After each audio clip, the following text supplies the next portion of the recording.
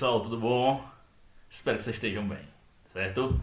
Pessoal, hoje nós vamos dar continuidade ao capítulo 5, né? Estamos na penúltima parte dele, onde a gente vai estudar aqui algumas organelas e na próxima semana a gente conclui ele finalizando as últimas organelas citoplasmáticas.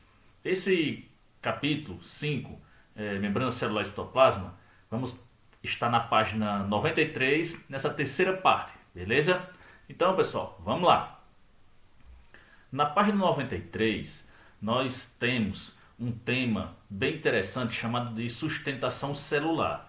O que é que dá formato, o que é que sustenta, o que é que faz com que a célula tenha aquela aparência, tá certo? Aquele formato específico. Nós temos estruturas dentro da célula que funcionam como se fosse um esqueleto, como se fossem estruturas que apoiam as partes da célula para que ela tenha aquele formato. Outras estruturas dão mais resistência à célula, mais proteção. Essas estruturas podem estar presentes ou não em algumas células, não são obrigatórias, algumas possuem, outras não. Então a gente vai começar vendo a parede celular. Então, primeira coisa que a gente tem que identificar, que nós temos a membrana plasmática. Ó, se você observar esse fiozinho branco correndo, ó, essa linhazinha branca, bem fina, nós poderíamos colocar ela como a membrana plasmática.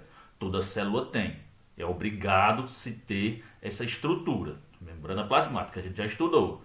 E algumas células, além dessa membrana, possuem uma capa, certo? Uma parede que reveste ela por fora, dando mais proteção, mais resistência à célula.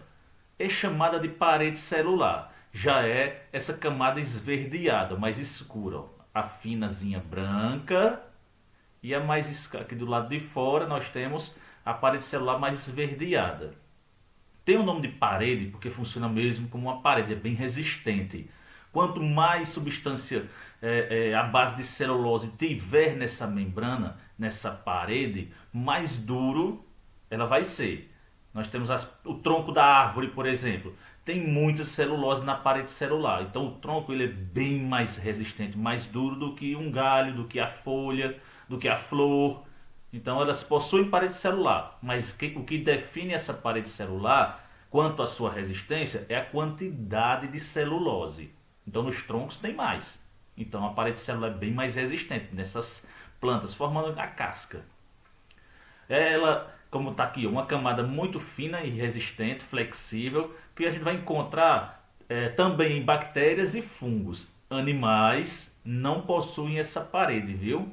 Ela envolve e protege a membrana plasmática, como eu mostrei. Então, nós temos seres como as plantas, como as bactérias e os fungos, que possuem essa parede aqui, ó, que reveste, e outras não, como as células animais. As nossas células humanas, por exemplo, não possuem parede celular.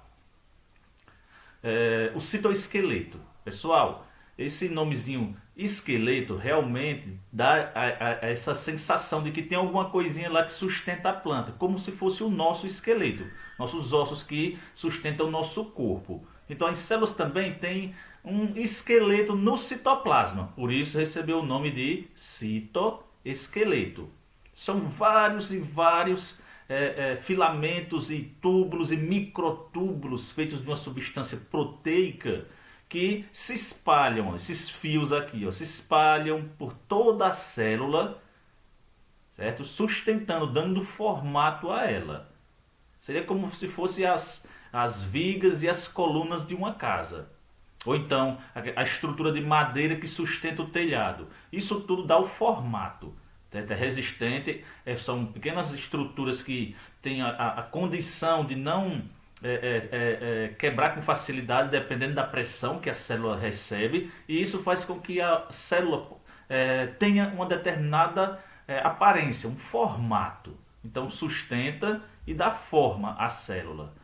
Então nós temos aqui, ó, por exemplo, um citoplasma da célula. E todos esses fios, ó, que se espalham, que se irradiam, ó, parece muito com a teia de aranha, ó, se ramificando por todos os lados. Então são esses túbulos, esses microtúbulos e filamentos de proteínas que estão espalhados por dentro da célula, dando um determinado formato a ela. Então, muito importante para que células como as hemácias, elas sejam ligeiramente arredondadas, achatadas nos polos. Então, tem esse formato para que, por ser arredondada, o seu percurso pelos vasos sanguíneos seja muito fácil. Diferente se ela fosse toda ramificada. Então, a célula tem um formato porque esse formato vai desempenhar sua função, vai definir o que ela vai fazer. Entendido? Vamos lá.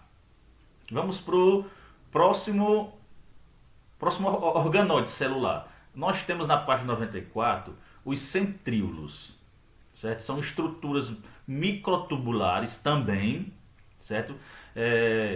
Que tem funções como divisão celular e formação de cílios e flagelos. Então, ele está bem aqui, ó, esse verdinho, ó, que na realidade são dois, vem sempre aos pares. Então, esses centríolos, ó, esse que seria isso aqui, ó, uma visão um pouco mais detalhada, formado por microtúbulos. Ao todo, 27 microtúbulos.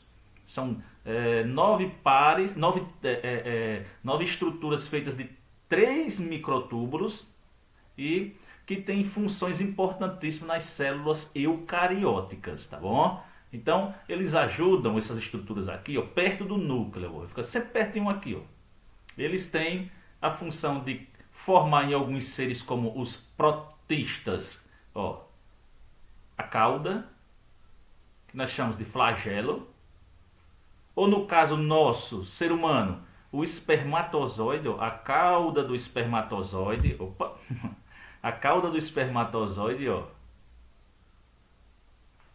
é feita pelos centríolos, ou então esses pequenos pelos que a gente pode observar em outros micro-organismos, os micróbios, né? Os protistas também. Aqui eu tenho um Trypanosoma cruzi, causador de uma doença. Ele é um protozoário flagelado, ó, que utiliza para se locomover.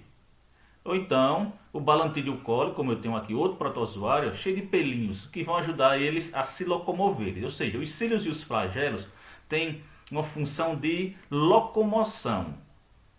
Flagelo do espermatozoide para que o espermatozoide possa se locomover e procurar o ovo para fecundar, tá certo? Então, pessoal, uma aulazinha rápida, né? Foram poucos organóides citoplasmáticos dessa vez. Fiz isso porque o próximo ele é um pouco mais longo. Então, a gente vai falar sobre as mitocôndrias e os plastos. Aí eles são um pouco mais longos e se eu juntasse em uma aula só, ficaria muita coisa para se falar. Então a gente dividiu para facilitar. Então quando for próxima semana, a gente vai ver essas duas organóides celulares e concluímos o capítulo sobre a membrana plasmática e o citoplasma, tá legal? Espero que vocês tenham gostado. Até a próxima e fiquem bem. Até lá!